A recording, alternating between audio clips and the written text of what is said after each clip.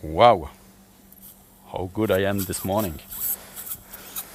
So I'm checking the quality of the so-called socket here. We have some soft tissue on the palatal. So now I'm ready to start the drilling procedure. So we will enter the palatal wall just like this.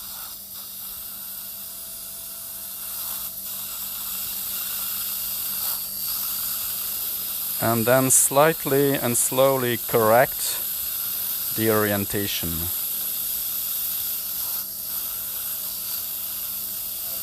Of the drill.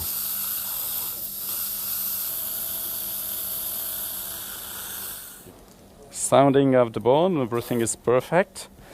And we will check with the surgical guide if it is okay, like this.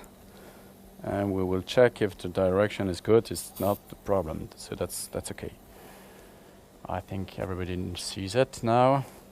And also what is important is that this surgical guide has been prepared with the let's say an ideal position of the final position of the collar of the tooth, like this, meaning that my reference point will not be the soft tissue as they are at the moment, but rather a slightly more coronal position, which will be my reference point for the placement of my implant. So that means that I will later on add some connective tissue there just to cover the collar. So this is the 2.4, 2.8 drill, the drill number 2. Okay.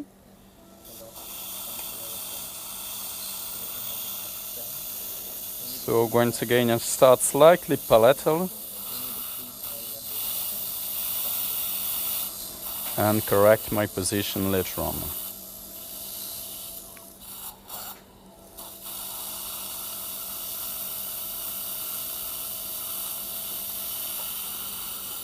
Okay.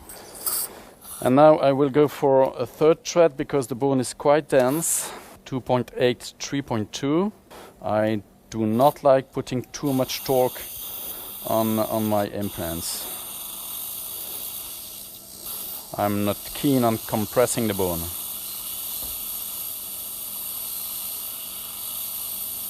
Good. That's it. I'm going to place a 13 millimeter long implant. And we will bring this implant on the hand screwdriver. And with this implant, I will first slightly, that's better like that, slightly enter the implant into the palatal wall like this. And then I will slowly change the direction and go deeper. So this is the right direction now. We will check the orientation with the surgical guide. And you will see that my direction is okay. Okay, just like that, not bad. Okay, so we can continue. And you will see that at the moment my torque is still quite high, so I will come back slightly just to decrease the pressure, because I don't like having too much pressure. And that's still a bit too much. Okay. So this is the position that we want, and you see that we have aspire un peu, Chantal. We have an indication of here on the implant driver. We have an indication of a distance of 3 millimeters between this line and the implant top. And actually, I would like to rebuild the gingiva till that point. And here I'm about at the bone level. Yes, exactly.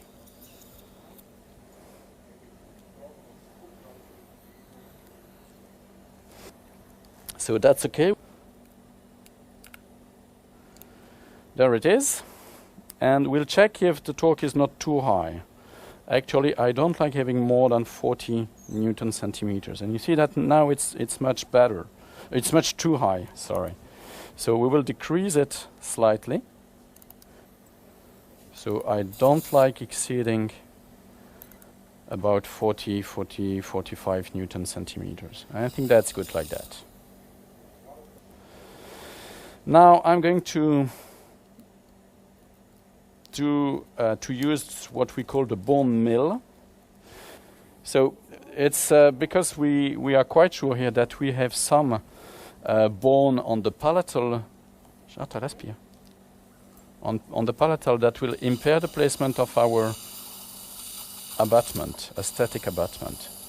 So this instrument is very easy to use. So it is guided by this kind of healing abutment, and you just insert this drill, and that's it. So the bone, the excessive bone, the excess of bone has been removed. We just remove this piece, and we will be ready to go one step further. That is the placement of our zirconia abutment, or at least a try-in of this zirconia abutment. This is the abutment I do intend to try in.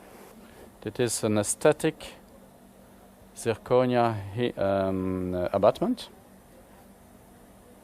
Okay, we will try it in. Yeah. On his glass. Okay, it looks quite nice. So now we will use this diamond kit for Procera zirconia abutments.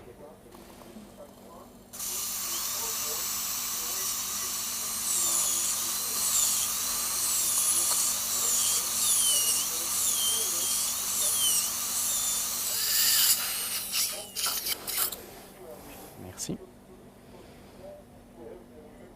Slightly adjust shape of the crown.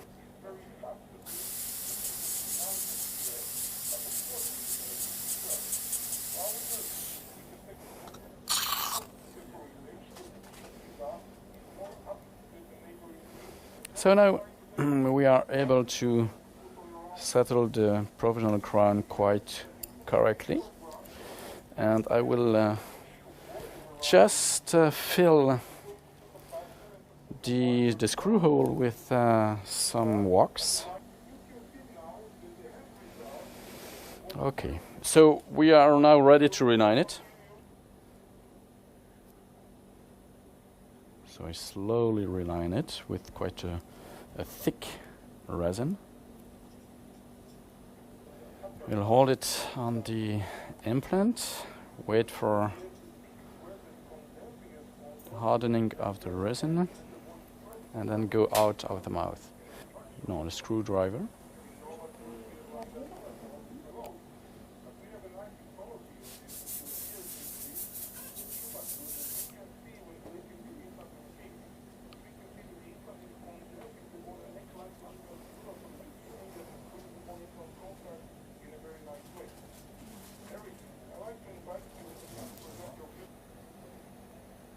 Okay, now we're going to adapt that. So I'm removing the excess of resin here. Excesses. And just after that we will check on the abutment holder. Okay, it's not bad.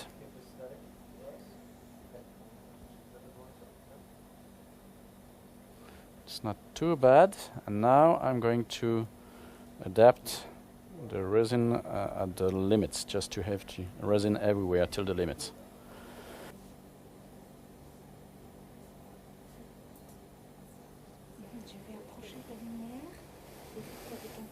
I'd like to have some, yes, thank you.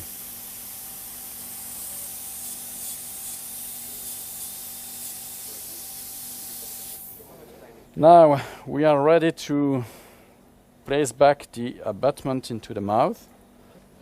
So I'm setting the abutment You have seen the engagement into the X, the apical X. I think that it's very important that people know we have to engage the hex apically. That's it. I'm going to, just to show you that I will tighten it with this prosthetic torque wrench, which goes to 35 and not to 70. So I have tightened it by hand up to now, and engage this screwdriver like this. Yeah. And you see that I was at about 15 Newton centimeters by hand. I'm increasing slightly now. And I'm at 35, and it's okay. Good. So now we are going to cement the crown. So I will use a very limited amount of cementation material. That's it.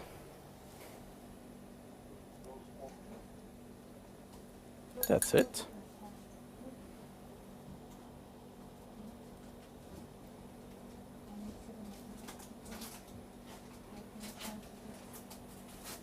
And the crown is now seated.